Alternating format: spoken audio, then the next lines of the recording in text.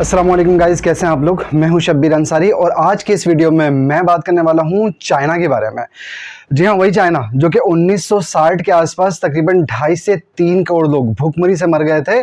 ऐसी बड़ी तरक्की सिर्फ और सिर्फ बिजनेस स्ट्रेटेजी नहीं हो सकती। तो हम आज ज़रा चाइना के पास से लेकर उसके फ्यूचर तक की बात करेंगे कि एक्चुअली उन्होंने कौन से इकदाम उठाए थे जहां पर वो यहाँ से वहां तक पहुंच गए। लेकिन अगले 30 सालों में ऐसा जबरदस्त ट्रांसफॉर्मेशन देखने को मिला जिसने चाइना को जमीन से लेकर आसमान पर पहुंचा दिया। साल 1978 में चाइना का जीडीपी ग्लोबल जीडीपी के अंदर सिर्फ और सिर्फ 2% था, जो कि आज 18% से ऊपर निकल चुका है। चाइना ने अपनी पब्लिक को गुर्बत से इस तरीके से निकाला कि आज इनका सिर्फ और सिर्फ 1% पॉवर्टी रेट रह गया है और ये दुनिया की सेकेंड लार्जेस्ट इकोनॉमी है। पर ये सब हुआ कैसे? तो हम जरा शुरू से शुरू करते हैं। चाइना का वर्ड आता है चीन से, जो कि एक डायनेस्टी थी जो कि हजरत ईसा अलैहिस्सलाम के ज़माने से भी तकरीबन 200 साल पहले ये बनी थी, जिसको QIN करके लिखते हैं, लेकिन इसको पढ़ा चिन जाता है। चाइना का ये एरिया किन किन नामों से पुकारा गया ये तो हिस्ट्री में भी इतना ज़्यादा नहीं है। चाइना की हिस्ट्री बहुत ज़्यादा पुरानी है। बास टाइम इनके खंडात में इस तरह की चीज़ें भी निकली हैं जो कि इनकी पूरी हिस्ट्री के अंदर ही नहीं है, जिनका कोई रिकॉर्ड ही नहीं है, पर खंडात के अंदर वो चीज़ें निकली हैं। अब चूँकि हिस्ट्री की किताबों में नहीं है, इसलिए हमें पता नहीं है कि ये एरिया कितना ज़्यादा पुराना है। बहरहाल चाइना का वर्ड तारीख में इसी ज़माने से आता है जब इनकी डायनेस्टी ने तकरीबन 2000 साल पहले यूनिफाइड किया था, और यहीं से चाइना या चीन करके वर्ड निकलता है। चाइना दुनिया की सबसे बड़ी आबादी वाला मुल्क है, लेकिन रकबे के लिहाज से ये दुनिया का चौथा मुल्क है, और इनकी जो ज़्यादातर आबादी है वो इनके ईस्ट कोस्ट की तरफ रहती है, क्योंकि वहाँ की ज़मीन ज़्यादा फर्टाइल है, यानी कि ज़्यादा जरखेज है। हिस्ट्री हमें बताती है कि इंसानी अर्तका उन एरियाज में ज़्यादा बढ़ी है जहाँ पर पानी था या जहाँ पर ज़मीन ज़्यादा जरखेज थी, उन्हीं एरिया में इंसानों की आबादी ज़्यादा बढ़ी है। इसकी बड़ी मिसाल चाइना के अंदर मिल जाती है। इसकी वजह यह है कि अगर आप इसके वेस्टर्न साइड पे जाएं तो ये वहाँ पर मैक्सिमम रेगिस्तान या पहाड़ी इलाका है जहाँ पर आबादी काफ़ी कम है। 18वीं सेंचुरी के मिड तक के चाइना दुनिया के पावरफुल कंट्रीज के अंदर था, लेकिन बाद में फिर हमको देखने को मिलता है कॉलोनियलिज्म, जो कि फ्रेंच, पुर्तगाल और ब्रिटिश की तरफ से काफ़ी किया गया था। इस एरिया में ब्रिटिश का राज नहीं होता है मुकम्मल तौर पर, लेकिन ये इनडायरेक्टली चाइना को काफ़ी इफेक्ट करता है। और इसकी शुरुआत होती है उसी ईस्ट इंडिया कंपनी से, जो कि मसाले का कारोबार करने के लिए इंडिया के अंदर आई थी और पूरा इंडिया ही निपटा दिया था, यानी कि पूरा इंडिया ही उन्होंने कब्जा कर लिया। लेकिन चाइना के अंदर वो कब्जा नहीं करती, चाइना के अंदर वो ओपियम का कारोबार करती है, यानी कि अफीम का कारोबार करती है। और पूरे चाइना के अंदर अफीम का कारोबार इस तरह से फैल जाता है कि चाइनीज लोग अफीम के दीवाने हो जाते हैं। इस अफीम के फैलाव को चाइना की गवर्नमेंट भी नहीं रोक पाती है, और ये इस कदर सराहियत कर जाता है कि पूरा चाइना इस अफीम के कारोबार के अंदर डूब जाता है, इस अफीम के नशे के अंदर डूब जाता है। ना कि उनकी इंटरनल हालत खराब हो जाती है, बल्कि बाहर से भी इन्वेड होने का खतरा लगा रहता है। यानी कि उस टाइम पे इंडिया के अंदर ब्रिटिश इंडिया था, तो उसकी तरफ से भी इन्वेड होने का खतरा लगा रहता है कि कब जाके हमला कर देंगे। यही वजह है कि कई जगहों पे चाइना को कई तरह की ट्रीटी साइन करना पड़ती है, जिसमें उनके पोर्ट वगैरह ब्रिटिश इंडिया की तरफ चले जाते हैं। जो लोग मैप जानते हैं वो अच्छी तरह से जानते हैं कि जापान का रकबा बहुत ही छोटा है आज भी, और इसकी हिस्ट्री में जाएं तो भी जापान का रकबा बहुत ही छोटा था। वो एक जजीरे की तरह ही लगता है, कुछ जजीरों को मिला के जापान बनता है। लेकिन आप ये देखेंगे जापान उस वक्त इस तरह से कॉलोनाइज करता था चीज़ों को कि वो चाइना की ज़मीनों पर भी हड़प कर जाता था। 1894 पर इनकी एक बड़ी वॉर होती है, जिसमें जापानी लोग काफ़ी ज़्यादा चाइना की ज़मीन पर कब्जा कर लेते हैं और वहाँ के लोगों को गुलाम बना लेते हैं। उस ज़माने में जैपनीज लोगों का इन्वेजन इतना खतरनाक हुआ करता था कि 1937 से लेकर 1945 तक के जापानीज गवर्नमेंट की तरफ से बहुत ज्यादा बदसलूकी की जाती है चाइनीज लोगों के ऊपर, और बहुत ज्यादा हिस्ट्री के अंदर इसमें देखने को मिलता है कि उनको किस तरह से सरप्रेस किया जाता है। अगर आप हिस्ट्री के अंदर जाएं तो आपको पता चलेगा कि ईस्ट एशिया में जापानीज लोग उस जमाने में डॉन हुआ करते थे।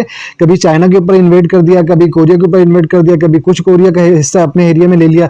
तो उस जमाने में ये डॉन हुआ करते थे। आप इससे अंदाजा लगा लें कि उस जमाने में इन्होंने अमेरिका के पर्ल हार्बर पर हमला किया था 100 जहाजों से लेकर।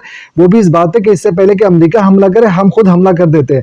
तो आप सोचे कि जापानीज लोग उस टाइम पे कितनी बड़ी ताकत थे। 1937 से लेकर 1945 तक के यहाँ पर बहुत ही घमसान की लड़ाई देखने को मिलती है। बहुत ज्यादा चाइनीज लोगों को मार दिया जाता है।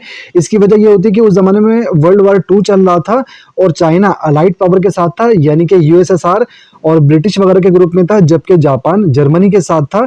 और यूरोप की लड़ाई ये लोग अपनी जगहों पे लड़ रहे थे। इतनी घमसान की लड़ाई होती है कि यहाँ पर 30 मिलियन चाइनीज लोगों को मार दिया जाता है, यानी कि 3 करोड़ चाइनीज लोगों को जापानियों की तरफ से मार दिया जाता है। और फॉर्चुनेटली वर्ल्ड वॉर 2 खत्म होती है, जिसमें जापान लोग और जर्मनी लोग हार जाते हैं।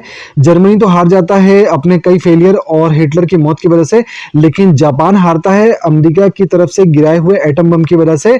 जब जापान घुटने टेकता है तो फिर यहाँ पर जंग खत्म हो जाती है और फिर चाइनीज लोगों की भी जान छूट जाती है। वॉर खत्म होने के बाद चाइनीज लोगों की जान जापानियों से तो छूट जाती है, लेकिन यहाँ पर इनके अपनी कंट्री के अंदर सिविल वॉर शुरू हो जाती है। दो बड़ी पार्टियों के दरमियान लड़ाई, जिसकी वजह बनती है communist party and nationalist party. 1949 के अंदर ये सिविल वॉर खत्म हो जाती है, जो कि कम्युनिस्ट पार्टी जीत जाती है और जो हारवी पार्टी यानी कि नेशनलिस्ट पार्टी होती है, उनके सारे लोग भागकर ताइवान की तरफ चले जाते हैं। और इसी 1949 से मेनलैंड चाइना के अंदर आज की चाइना की शुरुआत होती है, जिसके पहले लीडर बनते हैं माओ जेडोंग। अब माओ की तरफ से कई सारी कैंपेन्स चलती है, कई सारे रिफॉर्म्स होते हैं चाइना के अंदर, जिसके अंदर सबसे पहले जो रिफॉर्म्स जो कि कैंपेन की जाती है वो की जाती है the great leap forward campaign. इस कैंपेन से चाइना के अंदर सोशल एंड इकोनॉमिक्स रिफॉर्म्स देखने को मिलते हैं। इस पॉलिसी के मेन पॉइंट्स के अंदर ये लैंड को रीडिस्ट्रीब्यूट करते हैं, जमींदारों से जमीनें लेकर किसान के हाथों में दे देते हैं। अब इस पॉलिसी में क्या होता है कि किसानों को जमीन मिल जाती है काम करने के लिए, जिसमें कम जमीनों के अंदर काफी सारे किसान काम करते हैं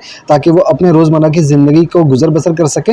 लेकिन जो लैंड की ओनरशिप होती है वो होती है गवर्नमेंट के पास। दूसरी पॉलिसी में ये इंडस्ट्रियलाइजेशन को बढ़ावा देते हैं, काफी बड़े बड़े प्लांट लगाते हैं स्टील के प्रोडक्शन के लिए, और छोटे कारखाने वालों को भी इनकवरेज करते हैं कि वो स्टील से रिलेटेड चीजों को अपने कारखानों पर बनाएं। ये सारे स्टेप्स तो अच्छे थे, लेकिन इसमें प्रॉब्लम ये थी कि इसके खरीदार थी गवर्नमेंट। अब गवर्नमेंट जब खरीदार हो तो बहुत ज्यादा लोग अपने हिसाब से इसकी प्रोडक्शन को प्रोड्यूस नहीं कर सकते, एक लिमिटेड ही प्रोडक्शन इनको रखनी पड़ती थी। अब इसका नुकसान ये हुआ कि शुरू के अंदर तो इसकी प्रोडक्शन काफी बढ़ी, लेकिन गवर्नमेंट जो कि अपनी कंजप्शन तक के पहुंच चुकी थी और ज्यादा चीजें परचेज नहीं कर सकती, इस वजह से इसके आहिस्ता आहिस्ता डिक्लाइन देखने को मिला। और हालत ये हो गई कि बनी बनाई हुई चीजें पड़े पड़े खराब होती चली गई और भूखमरी पूरे मुल्क के अंदर फैल गई। और माओ की गवर्नमेंट ने सिर्फ इन दो इंडस्ट्री के लिए पॉलिसी नहीं रखी, बल्कि कई सारी इंडस्ट्री की तरफ से सेम ही पॉलिसी रखी। हुआ ये कि इनकी जितनी कंजम्पशन हो सकती थी उतनी ये ली, और माओ के पास कोई प्लान नहीं था कि फॉरेन पर इन चीज़ों पर जाके बेच सकें, यानी कि फॉरेन कंट्रीज़ के ऊपर इन चीज़ों को एक्सपोर्ट किया जा सके। वो ये कि चीज़ें बड़ी बड़ी ख़राब रह गई और पूरे मुल्क का पहिया एकदम करके ठप पड़ गया, ना कोई ख़रीदता ना कोई बेचने वाला था। और हुआ ये कि मुल्क के अंदर सही वाली कहत साली पड़ गई। ये कहत साली खुराक की थी, क्योंकि ना कोई सेल करने वाला था ना कोई बेचने वाला था। हुआ ये कि तकरीबन 20 से 40 मिलियन लोग, यानी कि 2 से लेकर तकरीबन 4 करोड़ लोग के आसपास एक एस्टिमेट बताया जाता है कि यहाँ पर लोग भूखमरी से मर गए। अब डिक्टेटरशिप और जमहूरियत के अंदर इस चीज़ का बड़ा फर्क होता है कि एक डिक्टेटरशिप के अंदर जो भी लीडर साहब फैसला कर देते हैं कि भाई ये करना है, वो कोई चेक एंड बैलेंस नहीं रखते, उसकी कोई प्लानिंग नहीं करते, जो उनके जहन में आ जाता है, जो उनको सही लगता है बस वो कर डालते हैं। और होता ये कि उसका अगर कोई इम्पैक्ट नेगेटिव निकलता तो वो बहुत बड़ा नेगेटिव निकलता है। लेकिन जमहूरियत के अंदर ये होता है अगर कोई चीज़ आपकी गवर्नमेंट ने कुछ गलत किया तो उस आपकी मुखालिफ पार्टी उसके खिलाफ प्रोटेस्ट करती है, जहां पर फिर किसी हद तक कि उस फैसले को या तो रिवॉक करना पड़ता है या उसको किसी पैमाने पर कम करना पड़ता है। तो फिर इतना बड़ा सानिया देखने को नहीं मिलता। अब इसी तरह से माओ की एक पॉलिसी होती है कि जब ये खुराक को बढ़ाने के ऊपर काम कर रहे थे तो उनको ये रियलाइज होता है कि भाई बहुत सारी चिड़िया जो है यानी कि जो स्पैरोज हैं वो दाना खाती हैं, जिसके इनकी प्रोडक्शन इससे खराब होती है। तो ये क्या करते हैं, पूरे मुल्क के अंदर स्पैरो एक्सटर्मिनेशन के नाम से एक प्रोग्राम लॉन्च करते हैं, जिसके अंदर आम पब्लिक को यह हुक्म होता है कि भाई वो चिड़ियाओं को। अब इससे हुआ ये कि मुल्क के अंदर बड़ी तादाद के अंदर स्पैरोज को मार दिया गया, और बाद में ऐसा ऐसा लोगों ने रियलाइज किया कि भाई कीड़े मकोड़ों की तादाद बहुत ज़्यादा बढ़ गई है, बहुत ही कसीर तादाद हो गई है, और वो कीड़े मकोड़े इनकी फसलों को बहुत ज़्यादा तादाद में तबाह कर। अब इन्होंने रियलाइज़ किया कि जो चिड़िया है एक्चुअली में दूसरे कीड़े मकोड़ों को खाती थी, जिससे बैलेंस बना रहता था, लेकिन इन्होंने चिड़ियाओं को ही ख़त्म कर दिया। तो कीड़ों की तादाद बहुत ज़्यादा हो गई, जिससे इनकी फसलें काफ़ी ज़्यादा हद तक के तबाह हो गई। इन्हीं सब मैसिव ब्लंडर की वजह से माओ की गवर्नमेंट को क्रिटिसाइज किया जाने लगा, इवन कि कम्युनिस्ट पार्टी यानी कि उनकी अपनी पार्टी के बहुत सारे मेंबरान की तरफ से भी, और आम पब्लिक ने भी इनके खिलाफ प्रोटेस्ट करना शुरू कर दिया। अब यहाँ पर चाहिए तो ये था कि माओ साहब को कुर्सी छोड़ देते, दूसरे को दे देते, लेकिन वो भी तो माओ थे, उनको तो लगा कि भाई हमने जितने स्टेप लिए वो तो अच्छे स्टेप्स थे, ये तो पब्लिक बोल रही है, पब्लिक को मेरी बात समझ में नहीं आ रही।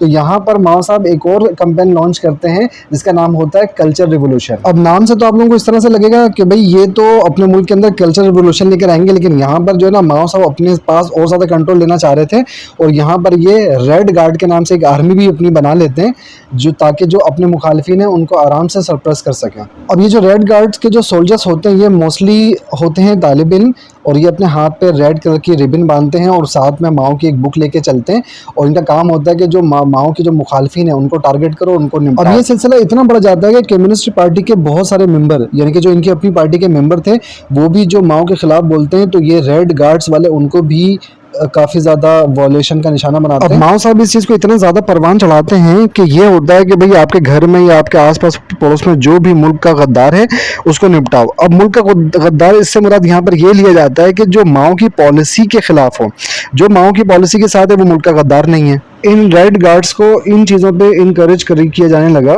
कि भाई स्कूल कॉलेज वगैरह से निकलो और जाके रूरल लाइफ में जाओ, वहाँ की फार्मिंग सीखो और अपने मुल्क के लिए कुछ। काफ़ी बड़ी तादाद में स्कूल कॉलेज यूनिवर्सिटीज बंद होने लगे और आहिस्ता आहिस्ता ये रेड गार्ड्स आपस में ही इन चीज़ों के ऊपर लड़ने लग गए। अब इन दो ग्रुपों में एक ग्रुप वो हो गया जो कि पढ़ाई करना चाहता था और आहिस्ता आहिस्ता माओ की पॉलिसी के अगेंस्ट में जाने लगा, और दूसरा ग्रुप वो था जो कि माओ की पॉलिसी के साथ रहा।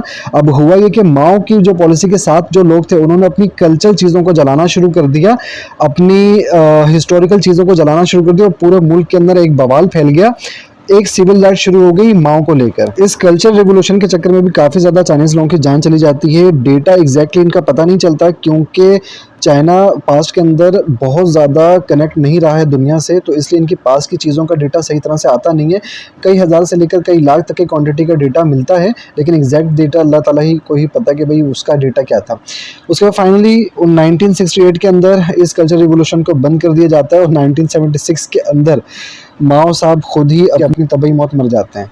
माओ की बहुत सारी गलत पॉलिसीज़ के अंदर कुछ सही पॉलिसीज़ भी थी, जिसके अंदर सबसे ज़्यादा सही पॉलिसी इनकी निकलती है एजुकेशन के ऊपर। ये एजुकेशन के ऊपर बहुत ज़्यादा काम करते हैं और इक्वल एजुकेशन के ऊपर, यानी कि वुमेन और मैन दोनों के लिए इक्वल एजुकेशन होता है और वहीं से ये वुमेन एम्पावर को भी जनरेट करते हैं और एक स्ट्रॉन्ग फाउंडेशन इनका बनता है मुस्तकबिल के चाइना, यानी कि आज के चाइना के लिए। माओ ने वुमेन एम्पावरमेंट को इतना ज़्यादा बढ़ा दिया था कि आप इस बात से अंदाज़ा लगाएं कि उसने अपने टाइम पर arrange marriage and force marriage दोनों को बंद कर दिया था, पाबंदी लगा दी थी। सिर्फ और सिर्फ लव मैरिज की इजाज़त थी और यहाँ तक के वुमेन को डिवोर्स देने के भी राइट्स उसने दिलवाए। आगे आने वाले चाइना के लीडर काफ़ी ज़्यादा इंडस्ट्रियलाइजेशन के ऊपर काम करते हैं, वो साइंस टेक्नोलॉजी के ऊपर काफ़ी ज़्यादा इन्वेस्ट करते हैं और इनके पास चूँकि कोर फाउंडेशन तो आ ही रहा था, उनके एजुकेशन सिस्टम में बेहतरी तो ऑलरेडी हो चुकी थी। यही वजह होती है कि वो चीज़ों का मिक्सअप हो जाता है। इंडस्ट्रियलाइजेशन गवर्नमेंट लगा रही थी और उनके पास मैन पावर जो कि स्किलफुल मैन पावर है वो वहाँ से निकल के आ रही थी और यहाँ पर दोनों का मर्जर होकर एक ज़बरदस्त चाइना जो कि आज का चाइना देखने को मिलता है। माओ के गुजरने के बाद चाइना के नए लीडर बनते हैं डिंग ज़ाओपिंग, जिन्हें फादर ऑफ मॉडर्न चाइना भी कहा जाता है। आज की तरक्की के जो मेन किरदार चाइना के हैं वो यही हैं। अभी होते तो माओ की पार्टी से ही, यानी कि कम्युनिस्ट पार्टी से ही, लेकिन ये माओ की आइडियोलॉजी के काफ़ी अगेंस्ट में होते हैं। जिस ज़माने में माओ अपने कल्चर रिवोल्यूशन को बहुत ज़्यादा परवान चढ़ा रहे थे, उस ज़माने में इन्होंने माओ की इन पॉलिसीज़ के अगेंस्ट में प्रोटेस्ट वगैरह भी किया। ये समझते थे कि माओ की गवर्नमेंट के अंदर गवर्नमेंट का ज़रूरत से ज़्यादा इकोनॉमिकल चीज़ों के ऊपर कंट्रोल लेना सही नहीं है, इसको थोड़ा सा ढील देना चाहिए और आम इसको पब्लिक की तरफ इसका होल्ड ज़्यादा जाना चाहिए। और डेंस ने काफ़ी ज़्यादा पॉलिसीज अपने हिसाब से चलाई। उन्होंने कल्चर रिवोल्यूशन के ऊपर इस तरह से काम किया कि उन्होंने लीज के ऊपर ज़मीनें देना शुरू कर दी किसानों को और किसानों के ऊपर से ये पाबंदी भी हटा दी कि वो क्या फसल उगाएंगे, किसको बेचेंगे। उन्होंने किसानों को इख्तियारात दे दिए कि वो जो फसल उगाना चाहें उगाएं, जिसको बेचना चाहें वो बेचें, ताकि अपने हिसाब से वो चीज़ों को कम भी कर सके और अपने हिसाब से ज़्यादा प्रॉफिट भी ले सके और अपने हिसाब से ज़्यादा अपनी प्रोडक्शन भी बढ़ा सके। इसी तरह से काफ़ी रिफॉर्म्स इंडस्ट्रियलाइजेशन की तरफ भी देखने को मिले। पहले जो भी गवर्नमेंट की तरफ से जो कंपनीज थी उसके जो ओनरशिप है वो कम्युनिस्ट पार्टी ही के मेंबर ही उसको देखा करते थे और उसकी हिसाब से वो उसकी प्रोडक्शन भी, उसकी कॉस्ट, उसकी प्राइसिंग और उसकी मार्केट डिसाइड किया करते थे। लेकिन इन चीज़ों का इख्तियार दे दिया वहाँ के वर्कर्स के ऊपर, वहाँ के मैनेजर्स के ऊपर, वहाँ के डायरेक्टर्स के ऊपर कि वो क्या चीज़ प्रोड्यूस करें अपनी फैक्ट्री के अंदर, किस दामों में प्रोड्यूस करें और कहाँ पर प्रोड्यूस करें और उनको क्या तनख्वाह मिलनी चाहिए और उनका क्या इंसेंटिव होना चाहिए। इस तरह से चीज़ों को बढ़ा करके उनके वर्कर्स के अंदर भी एक हौसला पैदा हुआ, वो ज़्यादा से ज़्यादा प्रोडक्शन करें, कहाँ उनकी मार्केट उनकी ज़्यादा बेहतर होगी वहाँ पर सेल आउट करें, ताकि अपनी तनख्वाहों के अंदर भी वो खुद से इजाफा कर सके, अपने इंसेंटिव के अंदर भी खुद से इजाफा कर सकें। यही वजह है कि इस तरह की पॉलिसीज़ की वजह से वहाँ पर एक इंडस्ट्रियलाइजेशन देखने को मिला। इस तरह की पॉलिसीज़ की वजह से चाइना के हर सेक्टर के अंदर बहुत ज़्यादा ग्रोथ देखने को मिली, क्योंकि पब्लिक खुद से अपनी मार्केट तलाश करती थी, खुद से अपनी प्राइसिंग तलाश करती थी और खुद से अपनी प्रोडक्शन को बढ़ाती थी अपनी ज़रूरत के हिसाब से। डेन की गवर्नमेंट एक रिवोल्यूशनरी लॉ लेकर आती है एजुकेशन सेक्टर के अंदर। ये कहते हैं कि 9 साल तक के तमाम बच्चों को बिल्कुल तालीम फ्री गवर्नमेंट की तरफ से, और ये कंपलसरी होता है कि हर बच्चे को ये तालीम हासिल करना है फ्री के अंदर। एजुकेशन पे इन्होंने इतना ज़्यादा फोकस किया कि 1986 में इन्होंने अपनी जीडीपी का 2% एजुकेशन सेक्टर के ऊपर खर्च किया था, जबकि 2010 तक के इन्होंने इस परसेंटेज को 2 से बढ़ाकर 4 तक के ले गए। अब यहाँ पर एक बहुत ही अहम पॉइंट है कि चाइना ने सिर्फ अपने एकेडमिक एजुकेशन के ऊपर फोकस नहीं किया, बल्कि उन्होंने अपने बहुत सारे इंस्टीट्यूट्स बनाए और वहाँ पर स्किल डेवलपमेंट के ऊपर काम किया कि एक्चुअली में लोगों को वो चीज़ सिखाई जाए जो कि जिससे वो काम कर सकें, जिससे अपना बिजनेस कर सकें, जिससे वो चीज़ों को तैयार कर सकें, ताकि उनके यहाँ स्किल लेबर्स पैदा हों। और यही वजह है कि चाइना के अंदर बहुत ज़्यादा कंपनीज लगी, क्योंकि ऑलरेडी वो इंस्टीट्यूट के अंदर उन चीज़ों को बनाना सीख चुके थे जिसपे वो रियल लाइफ में के अंदर काम कर सकें। और अगर इसी तरह के ऊपर हम पाकिस्तान के ऊपर देखें तो अनफॉर्चुनेटली हम बहुत ज़्यादा पीछे हैं, इतना ज़्यादा पीछे होते हैं कि हम इवन के यहाँ तक अपनी सोच भी अपनी डेवलप नहीं कर सके कि हमको एक्चुअली में इंस्टीट्यूशनल एजुकेशन के ऊपर बहुत ज़्यादा फोकस करना है। होता ये कि हम एकेडमिक एजुकेशन के ऊपर फोकस करते हैं, हम 14-16 क्लासें पढ़ लेते हैं और एट द एंड पे हम जब फारिग होते हैं तो हम बिल्कुल नील होते हैं, हमें कुछ भी नहीं पता होता है कि एक्चुअली फैक्ट्री के अंदर हमें जाके काम क्या करना है, हम कोई चीज़ बना सकते हैं नहीं बना सकते, हमें कुछ भी नहीं पता होता। हमको सिर्फ ये कोई रीडिंग करनी आती होती है, हमको कोई राइटिंग करनी आती है, हमको ऐसे लिखाने आते हैं, हमको इंग्लिश पढ़ना लिखाना होता है, बस ये करना होता है। लेकिन हम बिल्कुल भी स्किल नहीं होते हैं। एक पढ़ा लिखा लड़का जो कि अच्छी खासी उम्र दे चुका होता है अपना पढ़ाई के अंदर, वो जब पढ़ाई फारिग करता है तो उसको कुछ भी नहीं पता होता है कि वो एक्चुअली वो काम क्या करे। इंडस्ट्रियल रिवोल्यूशन के बीच में मैंने आपको बताया था कि किस तरह से गवर्नमेंट अपनी कंपनीज पर अपने काम करने वाले वर्कर्स के ऊपर इख्तियार दे देती है कि वो मार्केट्स में जाएं, मार्केट में सेल आउट करें, प्राइस डिसाइड करें, अपनी सैलरी इंसेंटिव्स डिसाइड करें, जहां से उनकी पैदावार बहुत ज़्यादा बढ़ती है, उनको मार्केट का एक्सपोजर भी ज़्यादा मिलता है और मार्केट भी ज़्यादा मिलती है। सेम फार्मूला ये अप्लाई करते हैं बहुत सारे गाँव के अंदर, वहाँ पर ये कंपनीज लगाते हैं और वहाँ की ओनरशिप वहाँ के टाउनशिप को दे देते हैं, यानी कि वहाँ के विलेजेस को दे देते हैं, ताकि ये कंपनी उन एरिया को प्रोटेक्ट कर सके इकोनॉमिकली तौर पर। वहाँ के विलेजर्स लोग उन जगहों पे काम करते हैं और उनमें एक दौड़ लग जाती है कि कौन सबसे ज़्यादा चीज़ों को प्रोड्यूस करता है और कौन सबसे ज़्यादा मार्केट के अंदर डोमिनेट करता है। और यही चीज़ चाइना को गुर्बत से निकाल देती है और चाइना दुनिया में सबसे कम यानी कि 1% पॉवर्टी रेट के ऊपर है। अब आगे जाके चाइना बाद में बड़े बड़े इकोनॉमिकल जोन बनाता है जहाँ पर फॉरेनर्स की इन्वेस्टमेंट बहुत ज़्यादा होती है। वहाँ पर ये टैक्सेशन के ऊपर हल्का हाथ रखते हैं, इस तरह से रूल रेगुलेशन के ऊपर भी बड़ा नरम रखते हैं ताकि फॉरेन का इन्वेस्टमेंट इनकी कंट्री के अंदर आए। फॉरेन इन्वेस्टमेंट आती है, स्किल लेबर चाइना के पास ऑलरेडी होती है और स्किल लेबर ये बहुत ही सस्ती होती है, जिसकी वजह से फॉरेन इन्वेस्टमेंट बहुत ज़्यादा आती है। और यही वजह है कि आज चाइना दिन ब दिन रोज़ बरोज़ तरक्की कर रहा है। आई होप गाइस कि वीडियो आप लोगों को बहुत अच्छी लगी होगी, बहुत ही इन्फॉर्मेटिव लगी होगी। अपने दोस्तों के साथ वीडियो को शेयर करें। अपना बहुत बहुत ख्याल रखिएगा। मिलता हूँ नेक्स्ट वीडियो में इंशाअल्लाह। अल्लाह हाफिज़।